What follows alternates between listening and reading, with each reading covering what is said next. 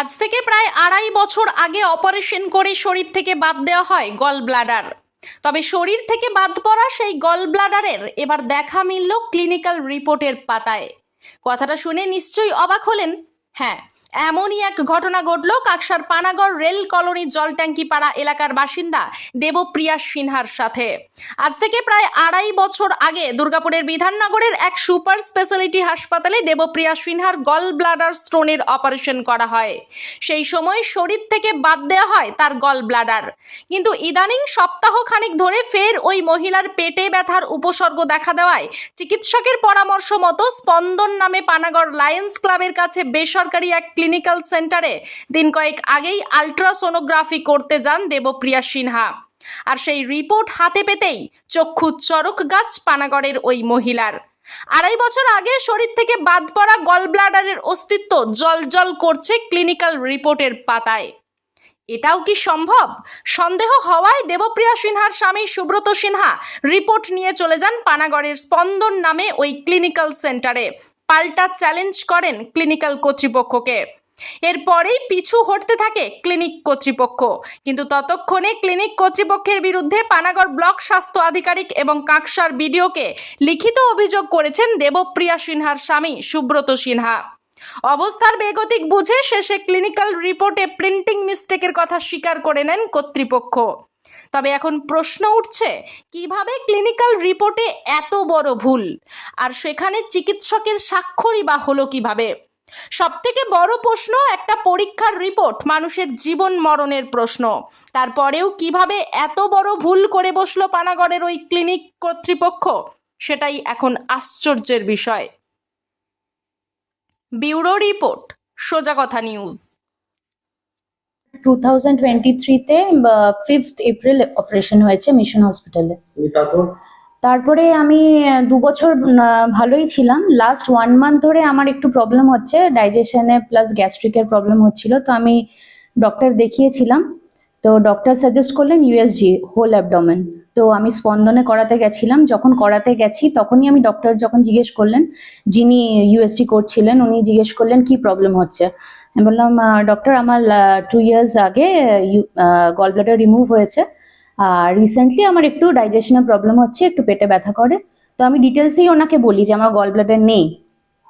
তো আমার USG report এসে যায়। তো আমি স্পেসিফিক্যালি যেটা আমরা দেখি আর কি, যে ইমপ্রেশনটা কি, আমরা তো থারলি পরে পড়ি, বাট ইমপ্রেশন যেটা বোল্ডে লেখা থাকে সেটাই পড়ি। তো আমার ফ্যাটি লিভার বেরিয়েছে আর একটু প্রবলেম আছে। তো আমি রিপোর্টটা আমার ডক্টরকে হোয়াটসঅ্যাপ করে দিই।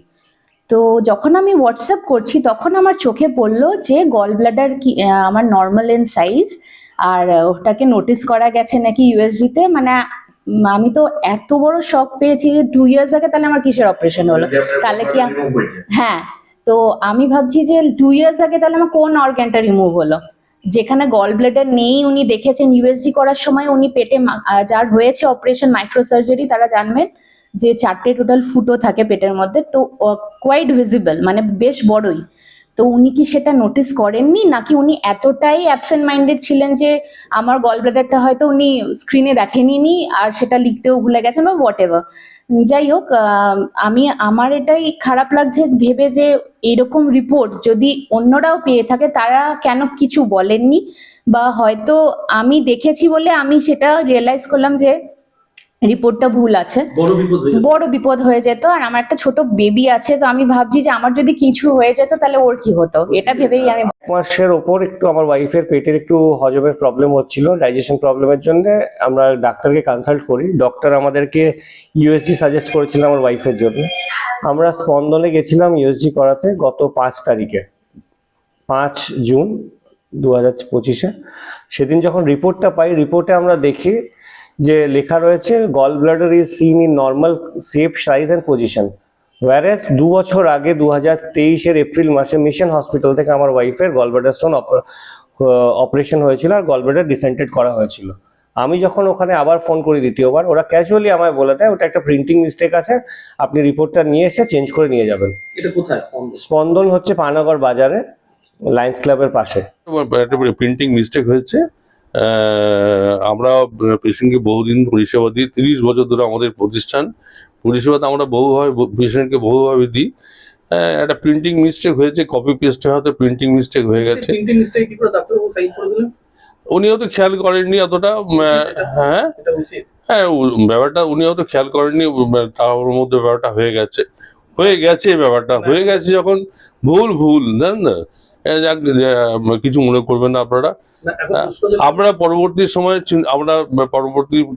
পরবর্তী সময় যাতে এই ভুল না হয়, এই ইয়ে না হয়, আমরা 100% চেষ্টা করছি এবং পেশেন্টকে 100% পরিষেবা দেওয়ার চেষ্টা করছি। এখন প্রশ্ন হচ্ছে তাহলে কি সাইন আগে থেকে করানো থাকবে আপনাদের? না, কখনই খাওয়া থাকে না। ডাক্তারবাবু অলৌকিক কি করে হয়ে গেল? ডাক্তারবাবু কি দেখেন না? না, দেখেন ওটা মিস্টেক হয়ে গেছে সবটাই। বড় বিপদ হতে ওষুধ কিনে নেওয়া- না, এটা বিপদে কি আছে? এটা তো পার্সেন্ট পার্টিকে আমরা রিপিটেডলি বলেছি, আসুন দাদা এটা কারেকশন করে দিচ্ছি। কিনে নেওয়া খাওয়া- না, পেশেন্টকে শুনুন না, পেশেন্টকে আমরা বারবার বলেছি দাদা, এটা যখনই দেখেছি ভুলটা আমরা পেশেন্টকে বলেছি আসুন কারেকশন করে দিচ্ছি, এবং দরকার হলে অন্য ডাক্তার দিয়ে আমরা রিস্ক্যান করিয়ে দেবো।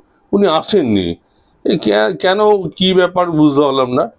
যাক, কিছু মনে করবেন না, এটা আমাদের একটা ইয়ে হয়েছে। কি নাম আপনার? কুন্দন ব্যানার্জি। আপনি কে আছেন?